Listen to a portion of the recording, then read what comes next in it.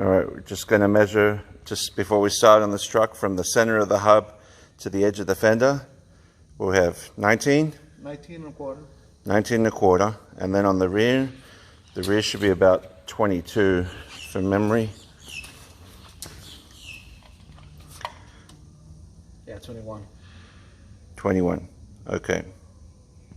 Alright, so we've got the car up in the air, we've got the jack stands, we've got tall jack stands elevated so we can drop the lower control arm, get the strut assembly out of here, and we put the tires, the wheels under the frame in case anything happens with the stands. We'll have it still elevated.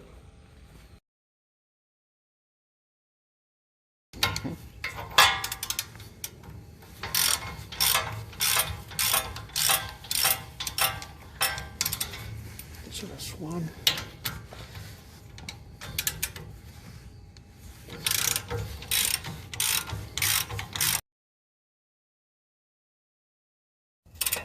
Alright, so now we're just going to loosen the lower strut bolt, 19mm.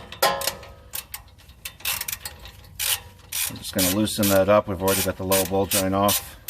And next we'll be loosening up the 3 bolts right here on the 3 nuts, I should say, on the top strut mount.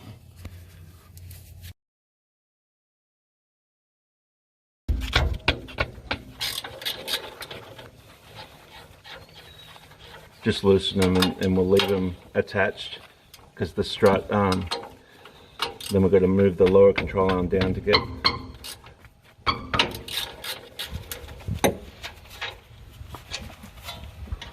the rear one's always tricky.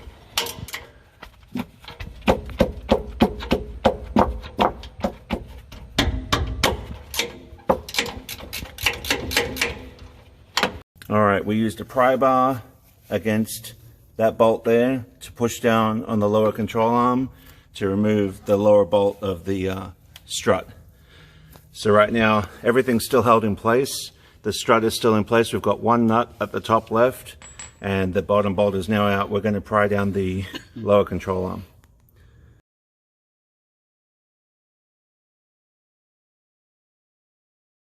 Alright, so we've loosened, you've got to remove the front skid plate splash guard to remove this front, loosen this front nut here, and here on the back we loosen these cams. This has allowed the lower control arm to swing right down out of the way. You see now nothing else is disconnected. Next up we just have to take that top nut off and bring the strut down out of the way and put the new one up.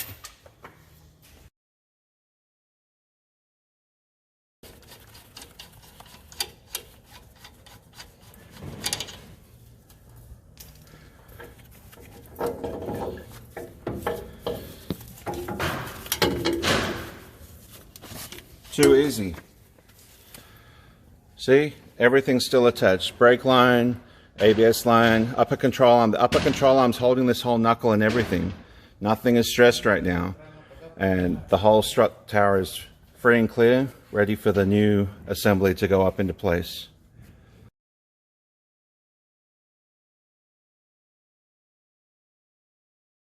Alright, we're just going to slide the assembly up. The lower coil seat step faces the rear.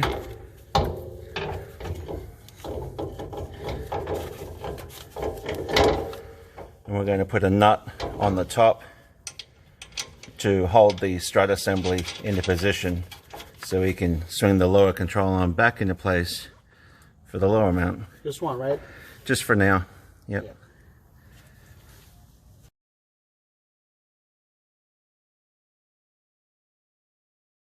Then we're going to swing the lower control arm. We'll just focus on the ball joint first. We're going to put a bolt in the... That's it, right? Oh yeah. Yeah, there you go. Well, we'll put the... no, wait, it goes from the rear to the front. Okay. The lower strut bolt.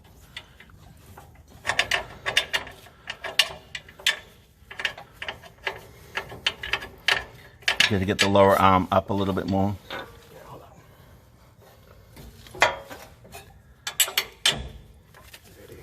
And just wiggle it, wiggle the whole thing.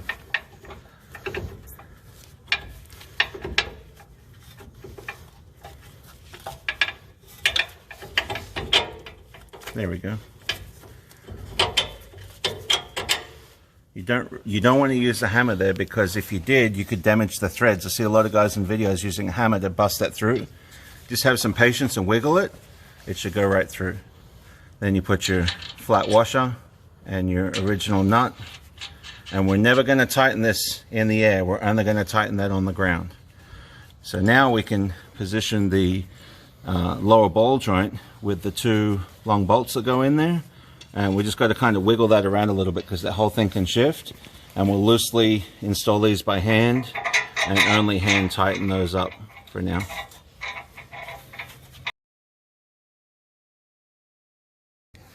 All right, we had to tighten the nuts at the top up here a little bit more at the top of the strut to get the strut to go up, so that doesn't have too much down travel. These are a little bit longer than stock. So to fill these gaps and to get this to line up properly, we tighten the top mounts a little bit so that there's no more slack in them. And then we did these by hand. Now that we know these are threaded, we're starting to tighten those up with the tool. Do this one too, just evenly.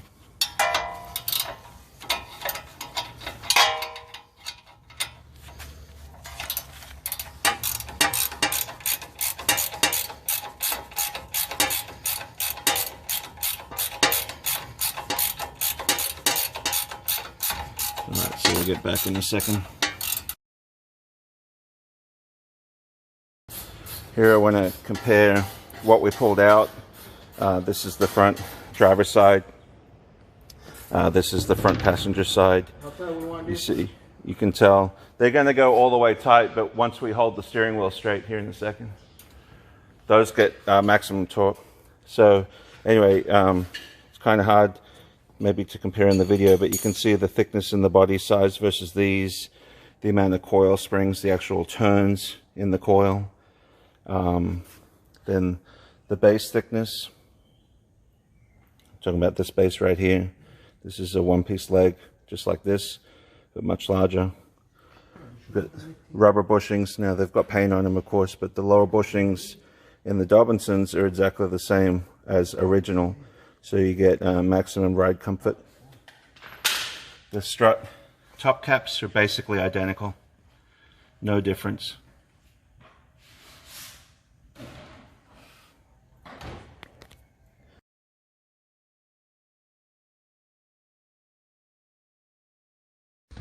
We're going to slide this assembly from the bottom. Nothing in the way.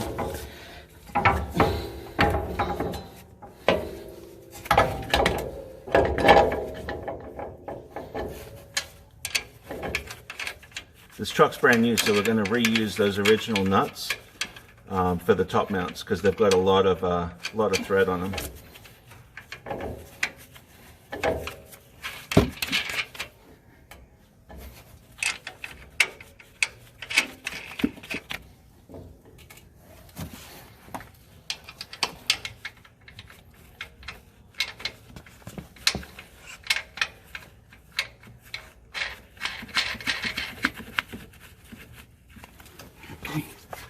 So next step, we will swing the lower control arm forward, put the strut bolt in from the rear to the front. So if you want to be in the back, I'll be here in the front.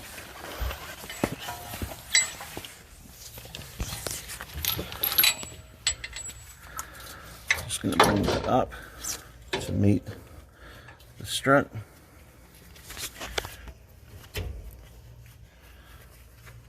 Get that a little bit more aligned first. There.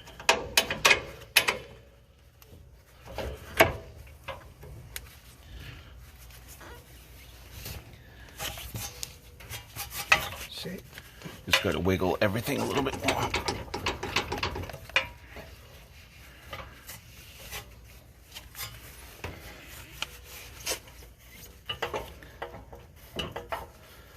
Just grab the lower arm and wiggle it while you wiggle the strut to get the bolt in. There we go. Yeah, it was already in. All right. Okay. We're just going to put the, there's the knot. Where's the washer? I got it. You got it? Okay. Yep. And we'll do the same with the lower ball joint here again. We'll just line everything up and tighten it up.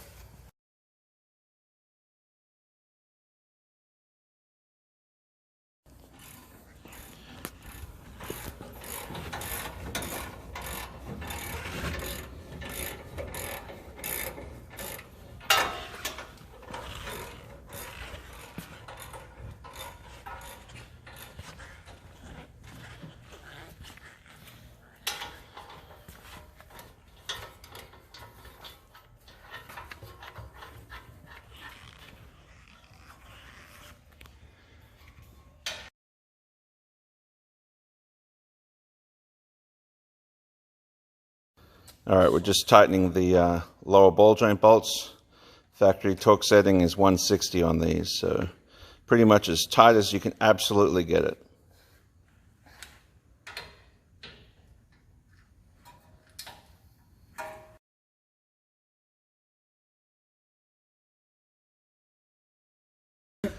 Alright, now we are onto the rear. We've just taken the wheels off, haven't done anything yet. The jack is, the frame is up as almost as high as we can go with the lift. What we're going to do is we're going to take out the shocks first. We're going to push the axle down, drop out the coil, put new coils in, put the new shocks in, and we'll be done. The front took us 2 hours with a couple guys that haven't done this before. All said and done, and the rear should only take us about 30-40 minutes. Alright, we're just gonna take out the lower bolt. There we go.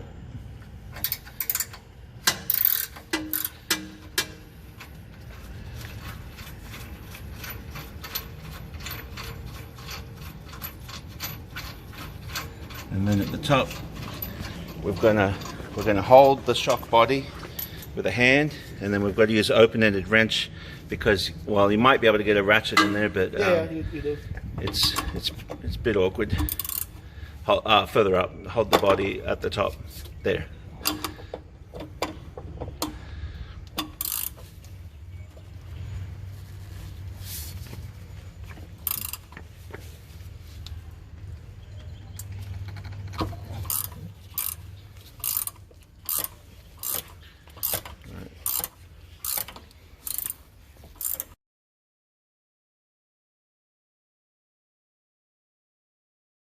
Alright, so we were loosening that nut off. We forgot to support the axle on this side. So when it popped off, the axle dropped down a little bit. So you got to have the jack on the side under the axle because now the shock has extended further. So you're just going to compress the shock down and then wiggle it off the bottom mount. You just got to kind of get it straight and wiggle it out. There we go.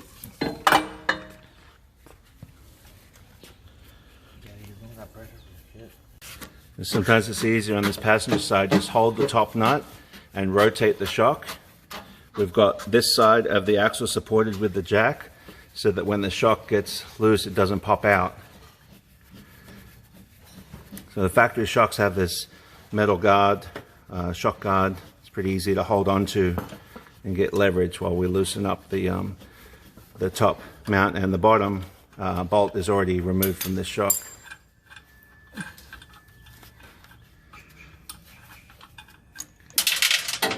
Yeah, we'll find that later. Yeah. So then we just got to compress the shock all the way down to get it out from the top mount. Then I'm going to wiggle it off the bottom.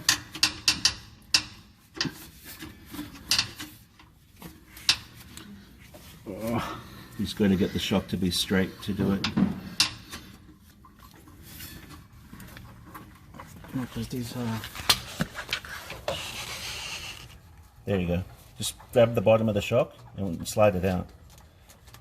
The bottom of the shock. like that. Alright, so now we're free to get access to do the coil springs. So what we did is we stood on this axle here to put downward pressure on the axle, and then the coil on this side pulled out towards the front ways.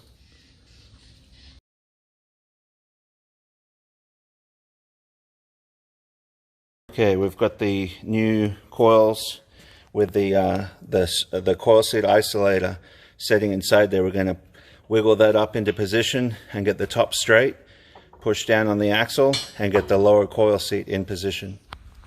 I mean, not the coil seat, the lower coil notch against the seat. Alright, forgot to disconnect the sway bar link to get the down travel on this side to get the coil spring in. Couldn't really video it at the same time. Just took the nut off the top there, out of the mount, and then it allowed for probably 4 to 6 inches more down travel. So that side, the coil is now resting in position. We're going to do this side here in a minute. We're just going to put some pressure. We may have to take the sway bar link out on this side as well.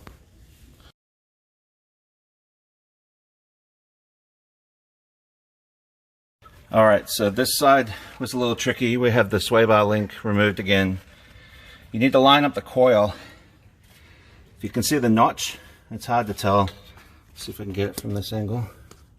There's a notch in the step that it has to sit against. You want to bring the coil, this is the rear driver's side. You want to bring the coil in from this side, get the top lined up, and have this set in place. Have someone push down on the axle here with the sway bar link disconnected and slide the coil over. You want to rotate it and get it into position first, so that way it just goes onto the coil seat. Alright, so we've got the new shock here. This is the bushing orientation. The standard washer facing curved up, the bushing with the lip. Then we've got the lipped bushing. This all goes up inside the mount from underneath. Then from on top it's a standard bushing, washer, and the nut. Quite simple.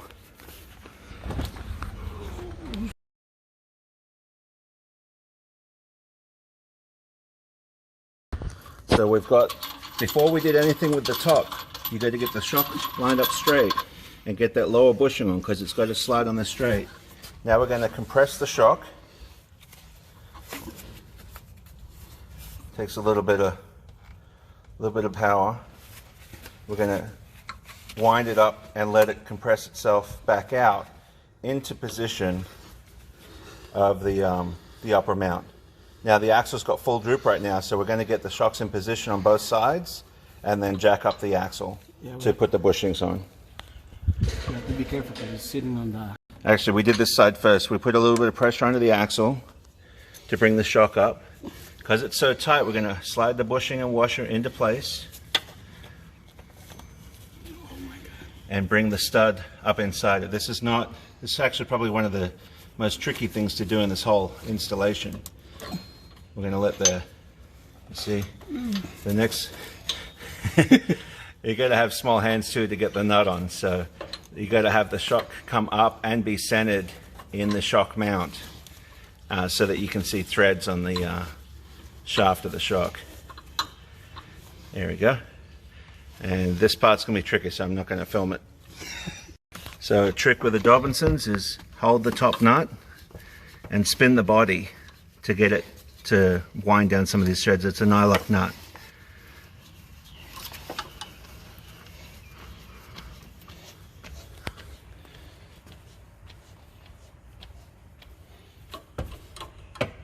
And once we can, we'll put the ratchet on there, or we'll just tighten it down old-fashioned style, whichever works best. Okay, so that's cool. We were able to fit the ratchet on this side. You want to rotate the shock to where you want the stickers to face? Well, you can, right? Yeah, while you can. And then now the bushings are biting at the top, so it's going to stop the shock from rotating, but you can still hold it with your hand as you need to. And we're going to see the bushings bulge out to be basically the same size as the washers. And that's when we know that it's tight. If it's not tight, the shock has a chance to move around in the mount, and that's the last thing you want. You'll end up with noises. That looks good to me, Mario. Yeah. You can see, we'll show you close up here. We've got the bushings nice and compressed. Give you an idea on the thread size if you want to look at it that way, but I use the rubber bushing, you bulge it out to the size of the washers. Then we'll tighten down that lower shock bolt while we're in there. We'll put the sway bar link back on in a minute.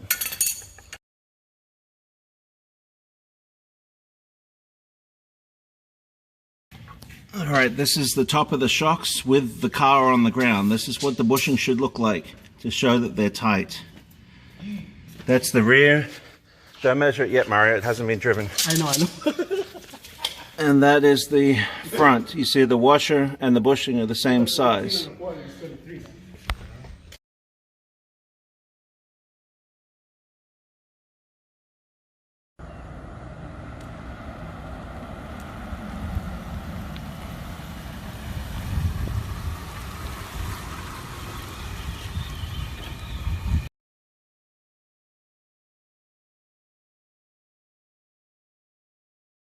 So this is just after a quick drive.